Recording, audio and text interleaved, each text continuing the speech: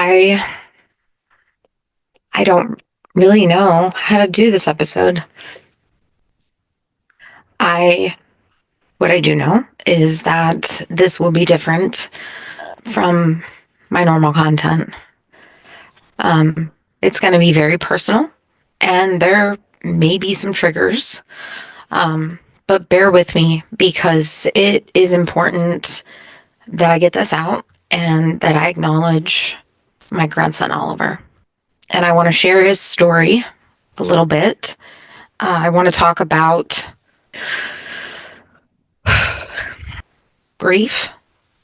And most importantly, I want to share what I've learned about supporting grieving parents because, in my experience, not a lot of people know what to say or do. My daughter Jenna and her fiance Christian, they have a 2-year old, almost three, my grandson Mace. Jenna was pregnant with Oliver, baby Oliver. He was due in March, but she's had some complications along the way. She's had to have high risk care because they suspected that she had a cyst. They were watching her closely. The doctors were getting more concerned. The larger Oliver got, the larger the cyst got, the more the possibility of the blockage of blood flow could happen. So the doctors said at 32 weeks they wanted to bring Jenna in for round the clock observation to make sure that nothing happens. So Jenna was planning on doing that. She spent her weekend getting everything ready for Ollie, getting everything set up around the house, preparing everyone as she does, and making sure everything is good to go for Christian and Mason, everyone else, and then herself. And then on Monday, she spent a lovely mommy and Mason day. They did some shopping, little things to make him feel special since it was going to be his last day as, an only kid with them at home because Jenna was set to go to the hospital the next day for full-time care. And unfortunately, that evening, Jenna realized that something just didn't feel right. And she tried for movement, as mothers know to do, little things. You give the baby a little push, you drink some caffeine, do some different things. And she tried those and nothing. So we urged her to go to the doctor. She waited for her fiance Christian to come home. We met them at the emergency room, took Mason, and while she was there, they determined that he did not have heartbeat. The text messages I got from her were heartbreaking. They were heartbreaking. But they were released from the emergency room, and she was set to come back the next day to be induced. Because Oliver was almost 32 weeks, was going to deliver him naturally, sleeping. So Monday, she prepared to go to the hospital and leave the hospital without a baby.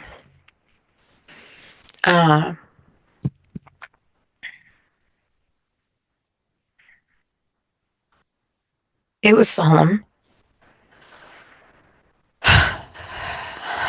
It was heartbreaking, devastating.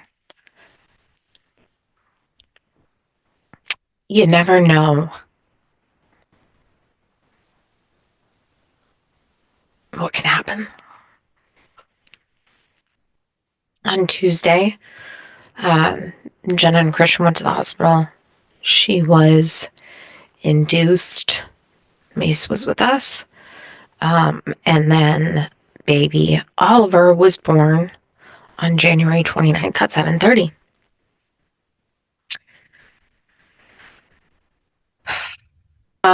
He was perfect.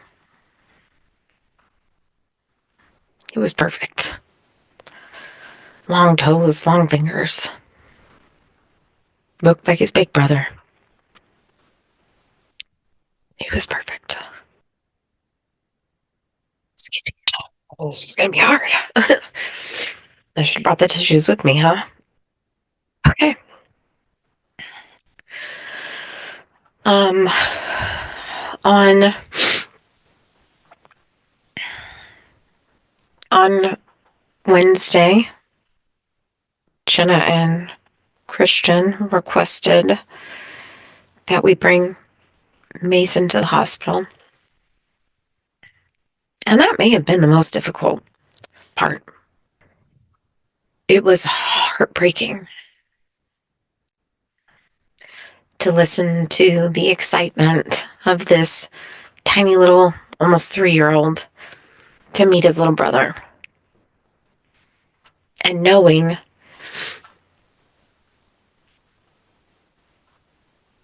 what the other side of that meant. But I'm glad that we were chosen.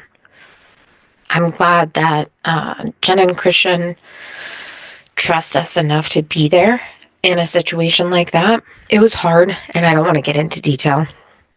It's not really my story to share, but it was difficult and it was beautiful. And Oliver was beautiful. He had this perfect little button nose, dark hair. We got to go to the hospital twice and see him. I got to hold him. Charlie and I got to spend time with him. And it's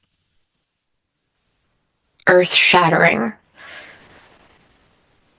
and heartbreaking to know the dreams and the hopes. And I'm an ugly crier, so this is not good. Oliver was so loved. And the point is, he always will be. Jenna said, don't stop taking pictures. And we didn't. We didn't. The pictures are hard to look at. Some of them. Because you just want to see something different. Keep hoping that in one of them, his little eyes will be open. It is the hardest thing that I've ever gone through. Hands down. Hands down. The most difficult thing. And I thought losing my mom to COVID was hard. And I think now I might be able to talk about that one episode without crying. It was just important for me to get this out because it's been a cloud of grief. Nobody talks about the side of grief where you're watching your child lose their child. Like, we all know that losing a child is just, it's not comprehensible. Like, we don't get it. But watching your child go through it is so hard. It's so hard. The different layers of grief for everyone involved. Anger, rage, helplessness. You're helpless, but you're grieving for your grandchild and your child at the same time. It's hard to wrap that into anything, to try and figure out how to even solve it. How do you even put that into an equation to figure out where you go and what you do? And then you're grieving for your grandchild. You're grieving for the loss of Ollie, the beautiful little soul, 4 pounds, 1 ounce. But then you're grieving for your child and her family and your other grandson who lost his brother. That shit doesn't get talked about. And you want to feel happiness. You know, you want to find some joy for them in something, but you can't, and you're helpless again. And your heart is broken, but theirs is broken even more. So it breaks your heart. It's definitely a side of grief that people don't talk about.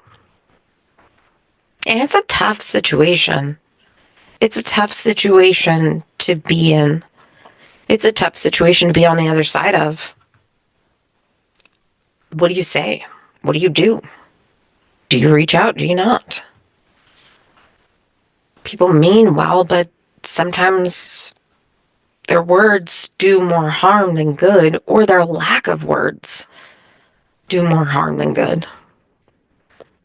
A lot of times people don't know what to say. There's no comfort in this. There's no comfort. There's no how are you? It's like a silly question, right? How are you? Well, of course I know how you are. You're destroyed. You're broken. I don't know. I don't know what's comforting. I don't even know if there is anything that could be comforting right now, other than trying to find some good in some small things. It's the hardest thing I've ever been through. Like, you want to try to continue to live because there's still life around you, but it's so hard. It's so hard. So I haven't learned how to get past that. Any advice is greatly appreciated, of course. Please drop a comment. I would love to hear words of encouragement, what has helped you or what helped you in the past.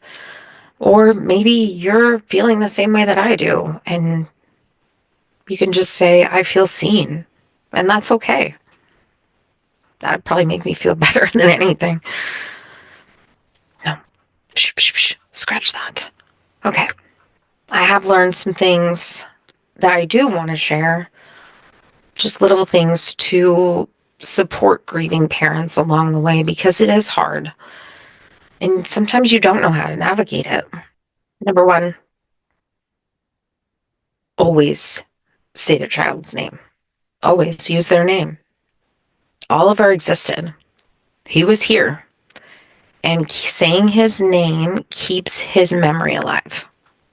I learned that from a fellow content creator on Threads. And her account is actually called Say His Name. You should check her out. Grieving support for grieving parents, grandparents, whatever. What helps and what doesn't, I'm still trying to figure it out. But avoid at least statements. At least this, at least that, at least this. It doesn't help. And honestly, it's probably going to do more harm in the long run. And sometimes the best thing you can do is just sit with them in their pain, which is really hard to say nothing, especially for me. But sometimes the best thing you can do for them. There it is. Your presence really matters more than any perfect words you could say. There's no fixing it, right? I'm a fixer. I love to fix things. But you can't fix this. You don't need to. Showing up and listening and letting them grieve however they want to and need to is all they need. And finally, grief does not have an expiration date. Jenna and Christian will never move on from Oliver. There's no moving on from this. There's no normal and moving on. They just learn to go on carrying him with them in a different way. Not physically, but he is still with them every single day. He is still with all of us every single day. And just remembering that there's no expiration date to that. It doesn't end. My best friend and business partner, Jennifer, told me about her mother-in-law who lost her daughter 22 years ago. 22 years ago. And she still goes to her grave every holiday, every birthday, every celebration, and celebrates with her. 22 years. So just remember that there's no expiration date. Because again, he's part of us now. Oliver has had a big impact on all of us. He will always be remembered. He will always be loved. He'll always be our grandbaby. He'll always be Jenna and Christian's son. He'll always be Mason's brother. They are no longer a 3-person family. They are a 4-person family. And I will do my very best as Oliver's Nana to make sure that he is never forgotten and that we honor him in the way that Christian and Jenna want him to be honored. I hope that you could take something from this. And if nothing else, I just hope that this episode reminds you to hold your people so close. Because life is so fragile. And love is everything. That is today's episode of Random Candace Thoughts. I just wanted to be real and honest because that's what I'm about. And that's what my podcast is about. And this is my life. And I couldn't come on and talk or film an episode without the first one being about Oliver. If you know someone going through this, please don't be afraid to say their child's name. Please don't shy away from them because you don't know what to say. Just show up. Just show up. Just be there when they need you to be there, whenever they need you to be there. That's what grieving parents need most. Thank you for listening to today's episode of Random Candace Thoughts. I'm Candace, and if you are a grieving parent or a grieving grandparent or sibling, just know you're not alone. Your child matters, and their name matters, and you're not alone.